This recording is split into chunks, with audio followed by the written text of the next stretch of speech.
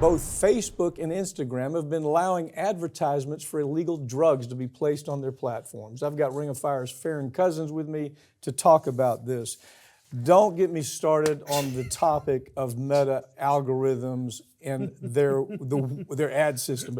But go ahead. We got to talk about this. There's so much more than this part. This is it's utter insanity at this point. And what lawmakers have said, you got a group of, I think, 19 lawmakers that are demanding answers from Zuckerberg and the rest of the leadership at Meta as to why there have been hundreds of ads between Facebook and Instagram of people, for drug dealers. They're selling cocaine, they're selling fentanyl, they're selling heroin, and they're just running these ads. Facebook and Instagram are approving them and saying, yeah, sure, it's fine. You go click on this ad, go buy your cocaine if you want to. We don't have a problem with that here at Meta, but God forbid you try to actually put an ad out for something that could save people's lives, then you got a real issue on your hands. Yeah. Well, there's a grand jury probe. And you know what? If I was the prosecutor on the grand jury probe, I can promise you I would get a bill on this one. And you know what? The thing about it is we think, okay, well, this isn't really Meta. This is some dark web, right? Oh, the drugs are only, no, they're not. The drugs are sold on Meta. As you point out, cocaine, heroin, you name it, it's available on Meta. Just Facebook, you can find it. Instagram, you can find it. Democrats are strong on this, man. They're going after them, and they should. I mean, the Democrats are raising hell along with about a half a dozen, from what I can see, Tim Walberg from Michigan, Castor from Florida. They're leading this up in a really strong kind of way. I haven't heard a good excuse, have you? No. I mean, I haven't heard anything other than the same thing we hear, oh, it's the algorithms. Okay, let me tell a quick story here to put this in perspective. Last week, we put out a story that told about Johnson & Johnson killing women with the product that they were making, baby powder that had asbestos in it and a whole host of other bad chemicals. Killed women, a horrible death with cancer, okay? We put that out on Facebook, and even though there has been half a dozen trials where the jury came back and said, hell yes, this stuff killed those women, even after 11 judges said, hell yes, this stuff killed women, we were told we couldn't put the ad out there, we couldn't put the message out there because it didn't reach their standards, okay? Didn't reach their standards. This was a story about a corporation killing women where the proof is overwhelming. Nobody's even asking questions about it anymore. Yes, it kills women. So they told us, oh, we can't do that. You know what really happened? Johnson & Johnson called them. They complained and they said, take this off the air. And that's what happened. But here you've got Meta, you've got Instagram and Facebook that are selling drugs that, oh, by the way, are causing overdoses. They have case after case. Here's Elijah Ott, 15-year-old. Case that they're using is kind of the headline case here. Bought his drugs from Instagram and overdosed. And when they were approached by it, it was like, oh, gee whiz, it's not really us. No, it is really them. And Zuckerberg knows exactly what's happening. Management knows exactly what's happening. And we're so damn tired of hearing our algorithms did it. Hire enough people to make this work. Isn't that what they do? Yeah, and just to kind of build upon your story there, it's not like this was being run as an ad either. This was just a promotion to allow it to reach more people as an educational FYI piece. Just to educate people like, hey, here's what's happened with this case. Here's where it stands so far. Here's what's happening with their so-called bankruptcy. That's it. It was an educational, informational piece. And Facebook Meta said, no, this somehow violates our standards. Do you know why? Because the people they have doing it are so frigging stupid. Yeah. That they have no life experience. They probably don't even read news like that. And so these idiots, I don't know what their ages are, but they're people that don't have any notion at all about what's happening around their world. And so they look at it, they get a call from Johnson & Johnson, said, damn it, take this down or we're going to sue you. And they take it down. There's nothing to sue. I got to tell you something. This is just an example of how dysfunctional social media is becoming. And this story right here, they're going to break some eggs on this story. I hope they do. I mean, this is far more serious than I think people realize what's happening here. The fact that it was allowed to go through it all, let alone more than 450 instances that the Wall Street Journal alone found, 450 different advertisements for illegal drugs. Guardian, Wall Street Journal, a whole host of them are finding these stories, and Meta continues to do business just like this. Now, we're going to post this article. We're going to post this story. Matter of fact, we're going to promote this story on their own site.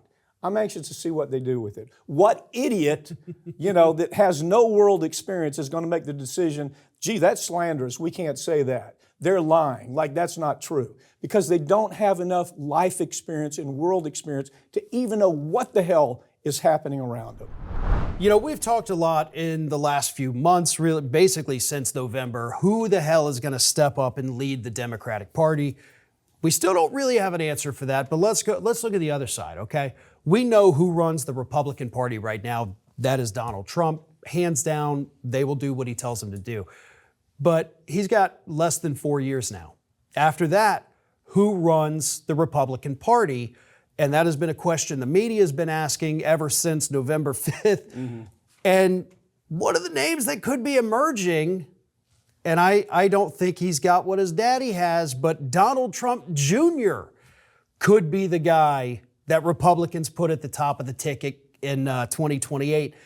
And I don't see that happening. I don't see him as having the charisma, I guess you would say, that his dad does. So I don't know that that's a viable option for them. I don't think it is, and I think they know that, although Daddy would love for him to run. Trump Sr. can be unhinged, and you go, okay, this is Trump. This young kid can't do what Daddy does. He can't say the things that Daddy does. He can't take these massive leaps that Daddy does. He just is not capable of it, first of all. And his age doesn't even allow him to do it. Okay, there's a couple of things. But right now, if you look at him, it looks like they are grooming him. I mean, he shows up in Greenland. When Trump's making the statement, well, we're gonna own Greenland, and he shows up in Venezuela. He's entertaining these heads of state. He's moving more into. He's been the MAGA domestic guy, right? Yeah. If it's a MAGA domestic issue, he's out there as the spokesman for it.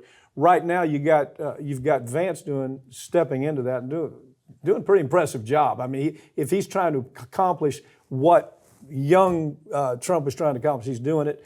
But they're freeing young Trump up to do these, to look like he's kind of in charge of international issues. And all that can tell me is that, yeah, they're serious about thinking about him running. And I know a lot of people don't want to hear me say this, but there is a small part of Donald Trump Sr.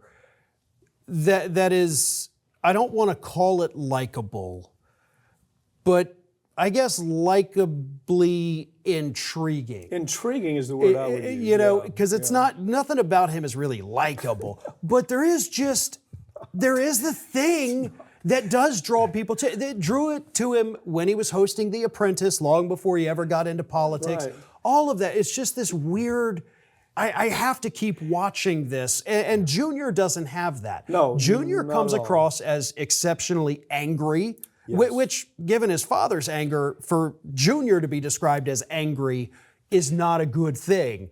And he doesn't have any of that intrigue to him. He is a guy that was born a billionaire. He hasn't created anything, and to his credit, Senior did. Mm-hmm. He was given money by his dad, absolutely, but he still built upon it. Junior hasn't. He's a MAGA evangelist, is the way I would put it. That's a great way to explain that. He's the evangelist for the MAGA concepts.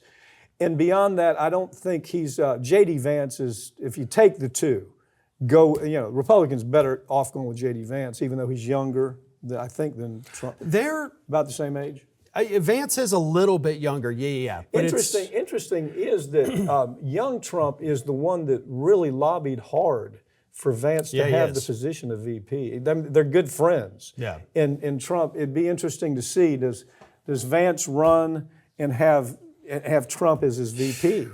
And all we know at this point is if you were to do it tomorrow, that'd be a good choice. If you do it 4 years from now, we don't know. Well, and see, that's the other part of this too. All of these conversations may be moot. They might You be. know, if we continue, if we do hit the recession that right now is looking like, hey, we could be barreling towards this by the end of June. You wonder whether the recession is intentional. Think about it. Okay, we're not that far away from the Biden years, right? Right.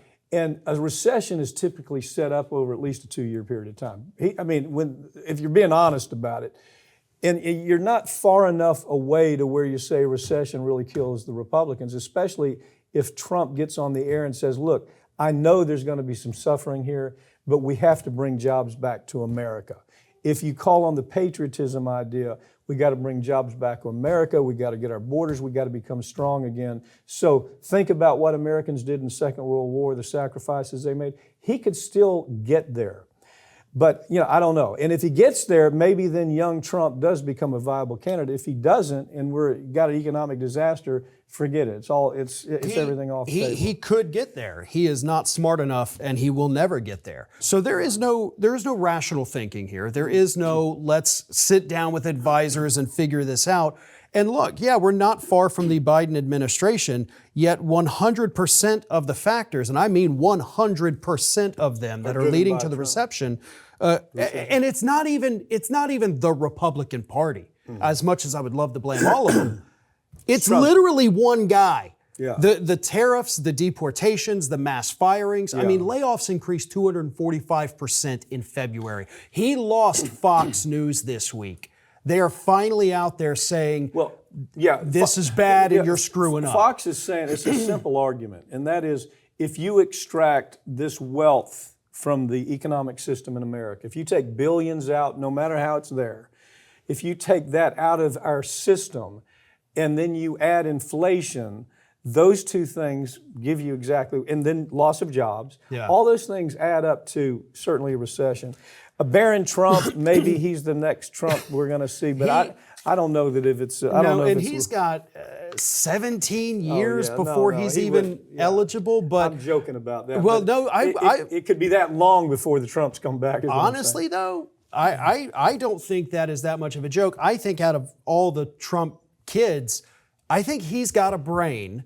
I have no faith in Junior or Eric. I think Eric has, got real issues. But Barron started advising Trump's campaign right around the time it started turning around. I agree. 17 years from now, if we're still having to do this, we will probably be talking about, Barron Trump's running for president. So we'll see. Yeah. Thanks, Ben.